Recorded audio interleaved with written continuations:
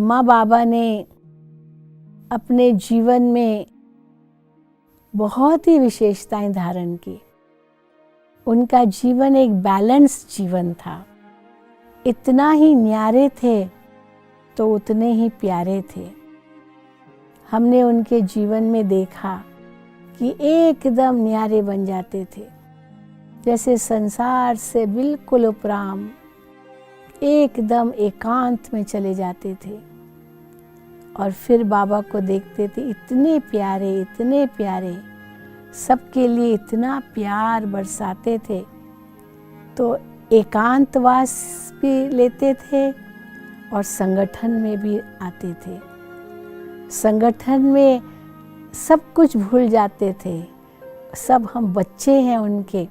वो अलौकिक पिता है, प्रजा पिता है, ये हम अनुभव करते थे। सारी प्रजा का पिता है, उनके लिए सारे ही बच्चे हैं, कोई हद नहीं, सब बेहद के बच्चे हैं, यही बाबा अनुभव करते थे। तो जितने ही न्यारे थे उतने ही सबके प्यारे थे। और कई प्रकार के जीवन में उन्होंने बैलेंस किए। कहाँ एकदम रमणीक थे और कभी कभी एकदम गंभीर हो जाते थे। हंसाते भी थे, बहलाते भी थे, बच्चों के साथ खेलते भी थे, सब कुछ करते हुए और फिर देखो एक सेकंड में न्यारे बन जाते थे। इतने गंभीर जैसे कि ये बिल्कुल उपराम है। तो कहाँ हर्षितपना और कहाँ गंभीरता, दोनों का सुंदर बैलेंस बाबा रखते थे। कहाँ एकदम न्यारापन और कहाँ इतना प्यारापन, ये सुंदर बैलेंस बाबा के जीवन में देखा। एकदम उपराम हो जाते थे, जैसे कि मेरा कुछ नहीं है और या मेरा सब कुछ है, ये सारा संसार ही हमारा है और मेरा कुछ भी नहीं है। तो ये जो न्यारापन और प्यारापन का अनुभव हमने बाबा से किया, उसके आधार से हम सब आत्माएं उनके प्रति आकर्षित हुए। बाबा का लौकिक परिवार उनके साथ था, लेकिन एक सेकंड में न्यारे हो गए। बस एक ही लगन थी कि मुझे अपना जीवन श्रेष्ठ बनाना है, पावन बनाना है, और सबको यही प्रेरणा देते रहे। परिवार वालों को भी यही प्रेरणा देते रहे, जो भी आत्माएं आती थी उनको भी यही प्रेरणा देते रहे कि अपने जीवन को श्रेष्ठ बनाओ, आचरण अपना ऊंचा बनाओ, मानव को देव बनाना है, यही भगवान का हमें संकेत मिला है, इस संसार को बदलना है।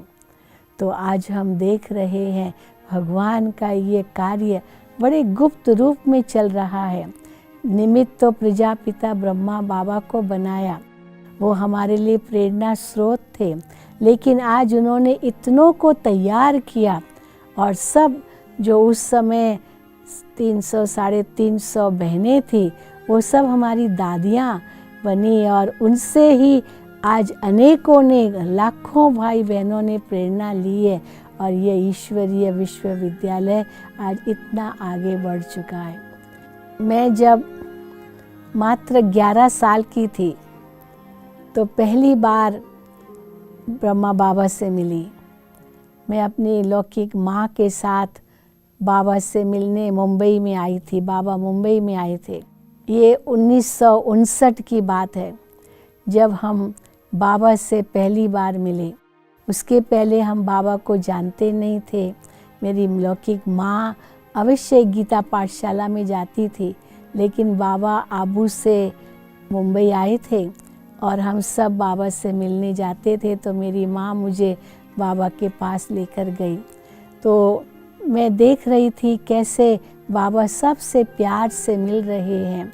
तो मेरी लौकिक माँ भी मिली और मैं तो पास में ही थी।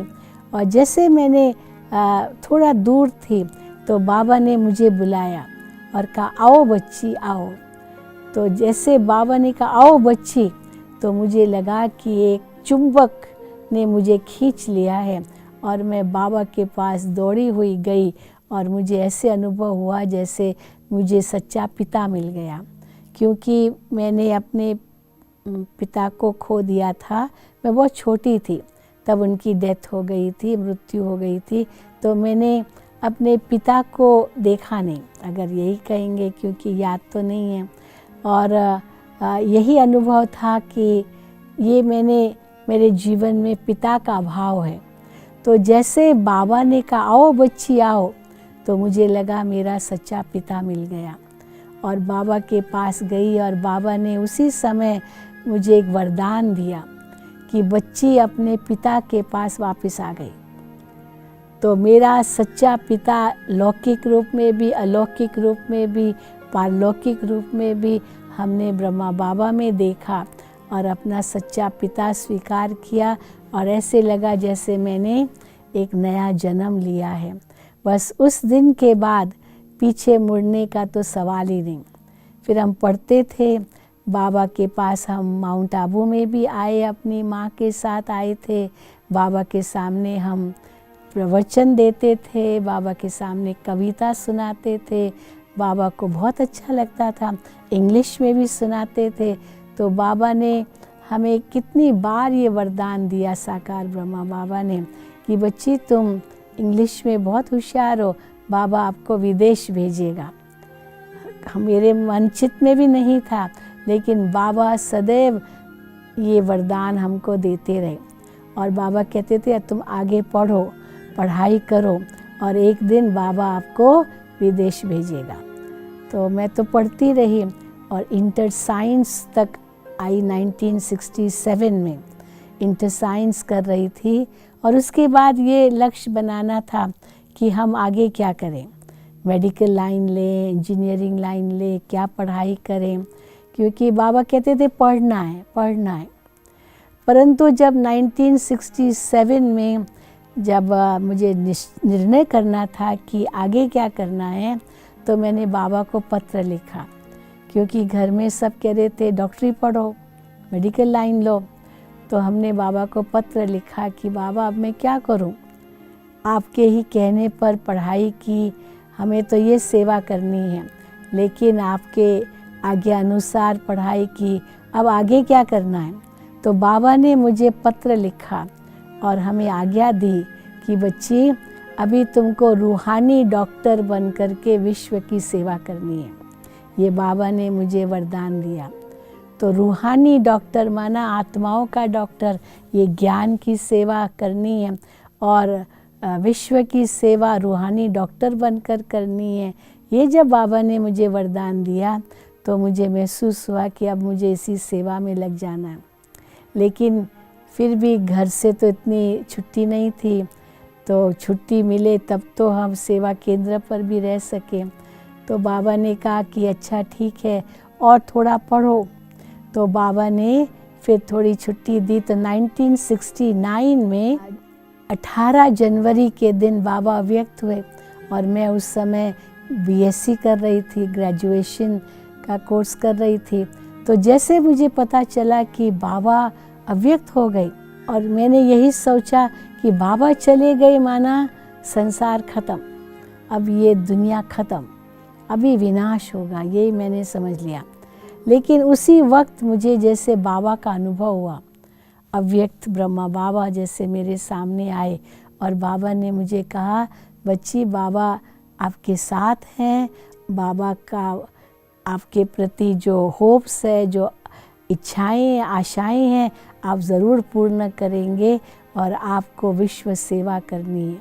तो बस फिर तो हमने बीएससी पूरी की और उसके बाद हम माउंट आबू आए। यहाँ ट्रेनिंग चल रही थी कुमारियों की, वो ट्रेनिंग हमने की और यही लक्ष्य रखा कि अभी हमको भगवान की सेवा पर उपस्थित रहना है। हम विभिन्न सेवा केंद्रों पर गए और फिर बेंगलोर में थे, हैदराबाद में थे, काठमांडू में रहे, कई स्थानों पर सेवा केंद्र खोलने के भी निमित्त बने। और फिर उसके बाद 74 में बाबा ने मुझे अफ्रीका भेजा, अफ्रीका और फिर उसके बाद मॉरिशस।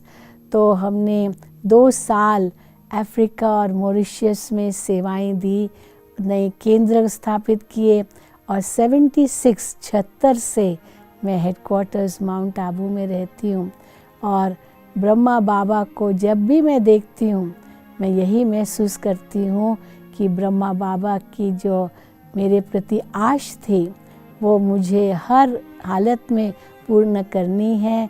सारे विश्व की आत्माएं जो यहाँ आती है, माउंट आबू आती है, उनकी सेवा करनी है और उनका संबंध परमात्मा से जुड़ाना है। तो जो परमात्मा ने आज्ञाएं दी उसी अनुसार हम अनुसरण कर रहे हैं। उनके इच्छाओं को पूर्ण करने लिए विश्व सेवा पर उपस्थित है। ओम शांति।